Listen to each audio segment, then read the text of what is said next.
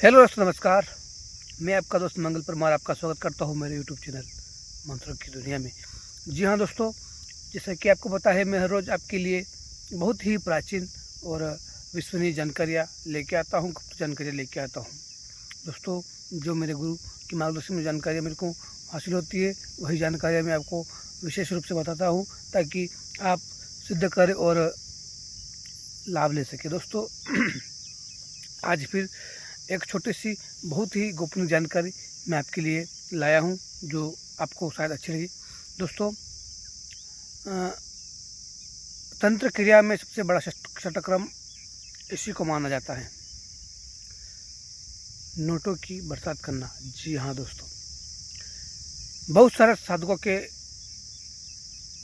मुख से और बहुत सारे बड़े बड़े तांत्रिकों के मुख से आपने सुना होगा, देखा भी होगा कि बड़े बड़े साधक, साधु संत मंत्रों के माध्यम से नोटों की बारिशें कर सकते हैं। दोस्तों, ज़रूर इस मंत्र के माध्यम से नोटों की बारिश होती है, लेकिन उसके लिए हमें संपूर्ण विधि विधान याद होना आवश्यक है। तो दोस्तों, देर नहीं करते हुए आज हम उसके विषय में जानेंगे कि आखिरकार नोटों की बारिश कैसे होती है, कौन सी वो शक्ति है जो नोटों को आपको लाकर देती है और नोटों को खींचने का कार्य करती है। दोस्तों,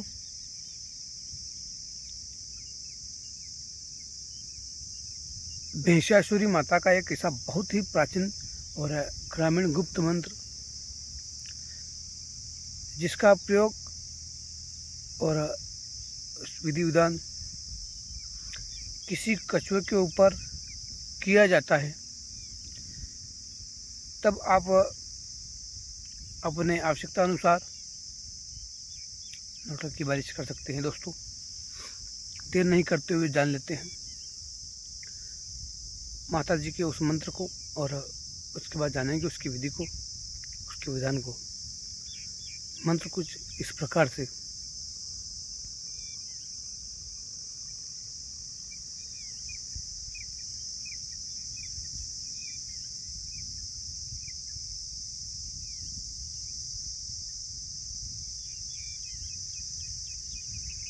जी हाँ दोस्तों, ये छोटा सा मंत्र था।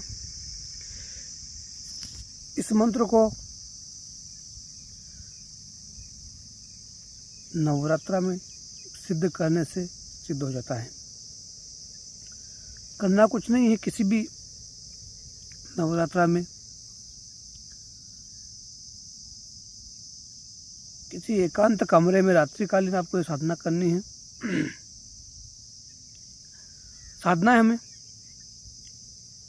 9 दिन तक करनी है, और साधना में हमें ब्रह्मचर्य का पालन करना है, और मांस, मदिरा, इन सब का सेवन हमें नहीं करना है। साथ ही हमें नित्य 9 दिन तक अपने पूजा जो स्थान है उसी के आसपास, उसी कमरे में हमें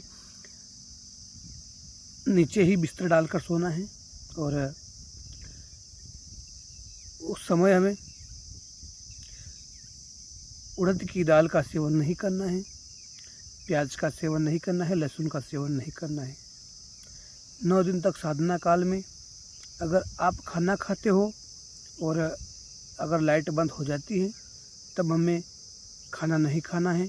अगर दीपक की लो बुझ जाती है, तब हमें खाना खाना नहीं है। साथ ही अगर हम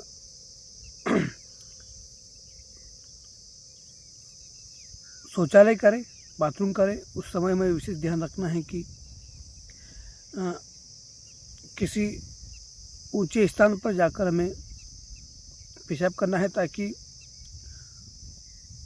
पेशाब की धार हमारे पैरों के पीछे होके ना निकल पाए। इसका विशेष ध्यान रखें, वरना हमारा मंत्र विफल जाता है। साथ ही हमें ये जो उड़द की दाल होती है, इसका सेवन नहीं करना है। बैंगन की सब्ज़ी का सेवन नहीं करना है।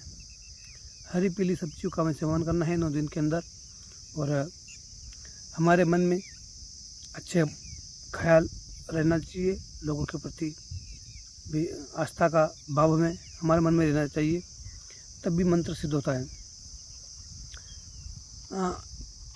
सारे नियम आपको विधिवत इनका पालन करना है और 9 दिन तक उस पूजा स्थल पर हमें आहुति देनी है। आहुति देने के लिए हमें गूगल, कपूर, लोबान और पंचांग धूप की हर रोज़ हमें 100 ग्राम के आसपास हमें आवश्यकता होगी। आप कहीं दुकानदार से इस साधन को मंगवा लें और साथ ही खुशबूदार इत्र, पुष्पमाला, अगरबत्ती, नारियल हमें नित्य वहाँ पर चढ़ाना पड़ेगा। थोड़ी सी भोग के लिए मिठाई वहाँ पर हमें चढ़ानी पड़ेगी। माला फेरने के लिए हमें रुद्राक्ष की माला की आवश्यकता होगी, वह आप प्राप्त कर लें। आसन बिछाने के लिए हमें कुशा का आसन हमें चाहिएगा, आप उसे प्राप्त कर लें। साधना हमें रात्रि 11 बजे के बाद करनी है। पूजा स्थान पर हमें पहले दीपक जला देना है, घी का, नारियल, जो आप सामग्री आपने अभी सुनी थी वो सारी सामग्री आप पहले से ला के रख लें और वहाँ पूजा स्थान पर बारी बारी से चढ़ा दें। आसन बिछाकर रुद्राक्ष की माला को अपने हाथ में ले और इस मंत्र का जाप करें। साथ ही आहुति दें।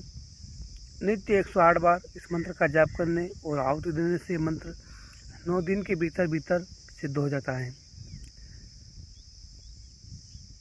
जब 9 दिन में यह मंत्र सिद्ध होता है, उसके बाद ऐसी किसी बहती हुई नदी को हमें देख लेना है जहाँ पर जेठ महीने में जब पहली बार बारिश होती है और पानी बहुत ही अधिक मात्रा में चढ़कर आता है, उस समय हमें ये ध्यान रखना है कि पहली बार बारिश होए और उस पहली बार का बारिश का पानी किसी छोटे नदी या तालाब में अगर बहते हुए आपको मिलता है, तब आपको उस नदी में, उस तालाब के किनारे आपको जाना है और अगरबत्ती जलाकर 108 फूलों की माला हमें बना कर ले जानी है और उस 108 फूलों की माला को अपने जहाँ पर आप पूजा करोगे वहाँ पर रखकर अगरबत्ती जला देनी है, घी का दीप जला देना है और छोटा सा गोबर का टुकड़ा आपको जला लेना है। उसके ऊपर गूगल, कपूर, लोबान और पंचांग धूप की हमें एक ही बार आहुति दे देनी है। साथ ही अब रुद्राक्ष की माला को अपने हाथ में लेकर उस बहते हुए जल में हमें उतर जाना है और इस मंत्र का वहाँ पर भी आपको एक माला जाप करना है। इस प्रकार से यह मंत्र काम करना प्रारंभ कर देगा। माला आपको रुद्राक्ष की लेनी है, इस बात का विशेष ध्यान रखें। और लास्ट वाले दिन पूजा में हमें 108 फूलों की माला भी बनाकर रखनी है, ये भी विशेष ध्यान रखें। इस प्रकार से यह मंत्र काम करने के लिए तैयार है। अब इस मंत्र का उपयोग जब भी आपको करना हो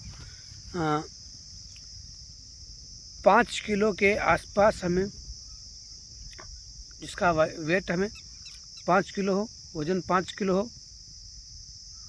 ऐसे हमें कछुए को देख लेना है और ध्यान रहे उसके नाखून 20 हो, यह विशेष ध्यान रखें। 20 नाखून वाला 5 किलो से ऊपर का अगर कछुआ आपको मिलता है, उसके ऊपर निर्भय होकर आप तपस्या कर सकते हैं। करना कुछ नहीं है, किसी भी एकांत स्थान पर जहाँ पर आपको कोई परेशान ना करे और किसी लोगों की नज़र भी आप पर ना पड़े। रात्रिकालीन साधना है और हो सके तो कभी जंगल में जाकर आप वहाँ पर उसके ऊपर तंत्र क्रिया कर सकते हैं। सबसे पहले हमें कुछ नहीं करना है, लाल और सफ़ेद कपड़ा 1-1 मीटर का हमें घर से ले जाना है। पूजा सामग्री जो आपने पहले वीडियो में सुनी है, उसी को वहाँ पर हमें एक बार फिर से जहाँ पर हमें तंत्र क्रिया करनी है, बारिश करनी है, वहाँ पर हमें ले जाना है। दीपक भी ले जाना है, घी भी ले जाना है। इसी प्रकार से नारियल जो मिठाई जो सामग्री पे ले गए थे हम 9 दिन की साधनाओं में, वो साधनाएँ उसी प्रकार से सारी सामग्री को हमें वहाँ पर ले जाना है।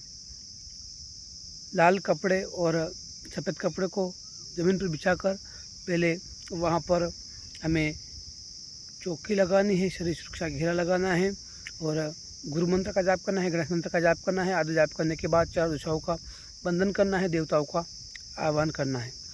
वहाँ पर उपस्थित सभी देवताओं का आह्वान करते हुए उस कछुए को उस लाल और सफ़ेद कपड़ा जो आपने नीचे बिछाया है उसके ऊपर रखकर पुष्प की एक माला उसको पहना दे।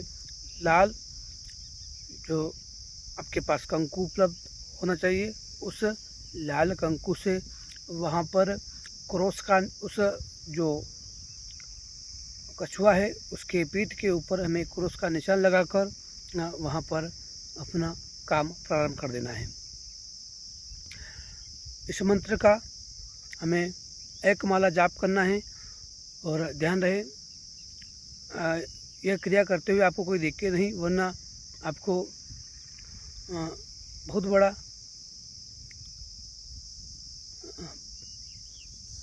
नुकसान उठाना पड़ेगा। दोस्तों, हमें वैसे तो जीव हत्या नहीं करनी है, इसका विशेष ध्यान रखें, और वन्य प्राणियों की शिक्षा करनी है, इसका भी विशेष ध्यान रखें। दोस्तों, अब आपको वहाँ पर एक माला जाप करनी है और उसी प्रकार से आहुति देनी है। दोस्तों, देखते ही देखते वहाँ पर माता वृषासुरी का आह्वान होगा और उस कछुए के ऊपर माता चौकी धरेगी। जैसे ही माता की चौकी वहाँ पर लगती है, देखते ही देखते वहाँ पर बारिश होना शुरू हो जाती है।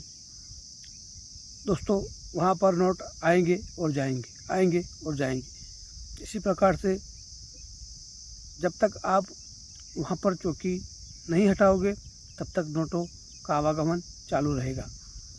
इस दौरान दोस्तों ये ध्यान रहे,